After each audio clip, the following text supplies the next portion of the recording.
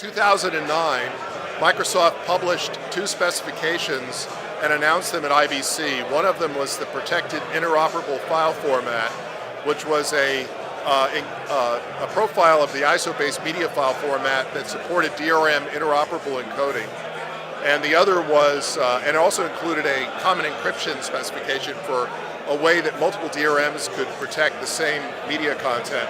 We also published the smooth streaming transport protocol, and we did both of those because I had identified a stack of technologies that I felt were needed to create what you might call as a web television standard. In other words, a standard receiver for the reception of live and on-demand video, commercial video on the web. And at that time, we came up with a list of about 6 different technologies that we felt had to be standardized.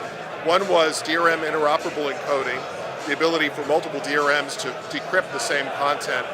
Another was a adaptive streaming standard, a way to do media presentations. A third was a way for expressing both of those inside of HTML. And then the other two, one was for a client authentication protocol, a way to identify a client device, be it a tablet, a television set, any kind of device, to cryptographically identify it as something that's trusted for the commercial video delivery, essentially taking a set-top box away and replacing it with a stack of open standard technologies. So now what we're seeing this year is the common encryption standard, which is an ISO MPEG standard, which works with the ISO MPEG standard, especially two of the profiles, the live profile and the on-demand profile. The on-demand profile is the one that Netflix favors. The live profile is one that we favor, Microsoft does, which does live and on-demand video delivery. We also saw the beginning of two activities in the HTML working group. One is the encrypted media extensions, which is a specification that we proposed to the W3C for how to handle in a standard web page content that might require a DRM component in the platform. This was a submission that was made by Microsoft, Google, and Netflix in February, and has led to an activity in the W3C called the Media Extensions activity, which is creating specifications for commercial media extensions for standard browsers.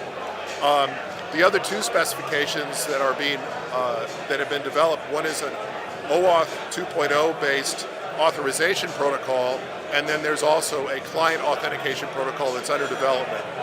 And the reason why this is significant is because you'll look in this room here, the people who are interested in Dash are also extremely interested in the ability for a television set or a tablet or a phone to just be able to stand up a receiver and point it at a web page and play commercial content without a native application, just being able to play that content.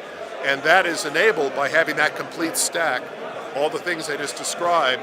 And now in 2012, we've managed to create two of those critical specifications, the common encryption standard and the ISO MPEG-Dash standard, and we see the development in W3C of two other critical specifications with very wide support by the broadcaster industry, which is the encrypted media extensions and media source extensions. The authorization protocol is what the TV Everywhere industry is likely to adopt. And the reason why all of this is important, and I think this is the most important part, is because if you go to 1990, there was only one web page on Earth. In 1992, there were 26 web pages. And what changed all that was HTTP and HTML, but also Mosaic. In 1993, with the advent of Mosaic, you had a standard receiver for receiving web pages, and that took us from the walled garden era of curated web pages to an era where you had to discover web pages. By 1997, there were well over 1 million web pages. I believe that by creating a standard for commercial web video receivers, we'll go from the walled garden era, where you have either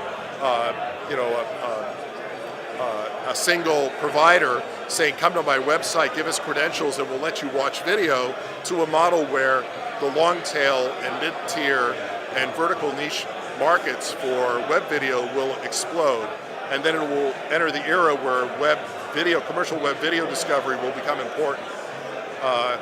So that's it. That's our story. We think Dash is an idea whose time has come, and clearly from the interest in the industry and you in this room, I think that reaffirms that. Few companies, among the many companies who were doing the standardization, got together and thought that maybe we need to collaborate with each other to promote Dash in the marketplace.